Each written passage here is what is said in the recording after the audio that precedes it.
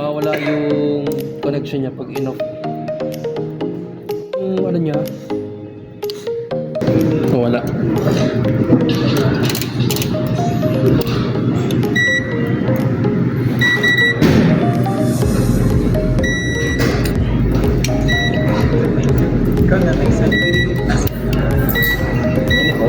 Kasi open yung ano, diba? Wala headlight sir, open yung parking gate.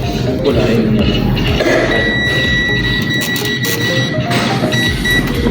Yun na yung common, no? Laging! Common, parking tail, headlight. Ayan. Para sa dyan, ano na yan, ah? Meme. So, ganun ang tracing. So, medyo kakain lang siya ng oras konti.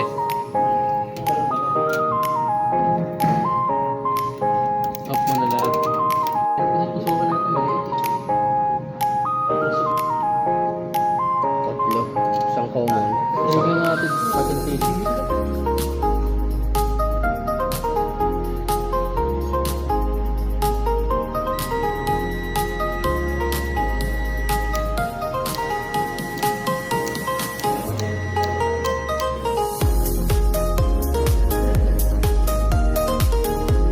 Saan naman lang yung negative siya? Sa doon sa tatlo.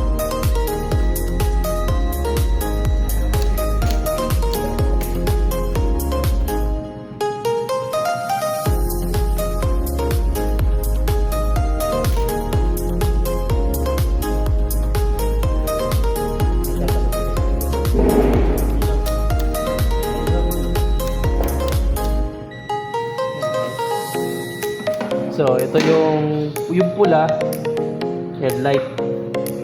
Yung isang puti, parking tail.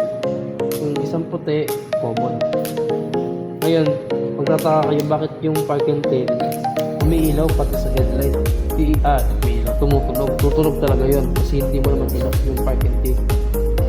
Sabihin, pag yung headlight mo, iilaw si parking tail kasi tinrigger mo dito. First trigger, parking tail, headlight.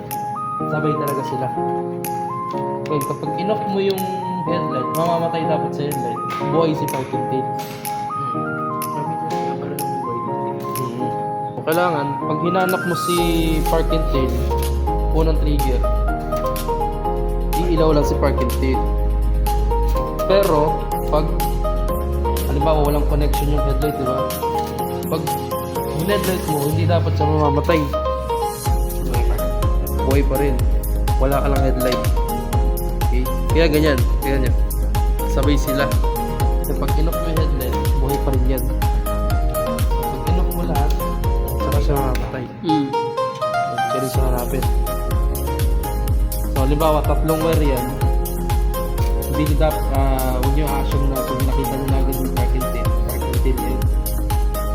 So, ilipat nyo. Kaya pag hindi nagkakaroon ng reading sa isa, yun, tabi nyo muna.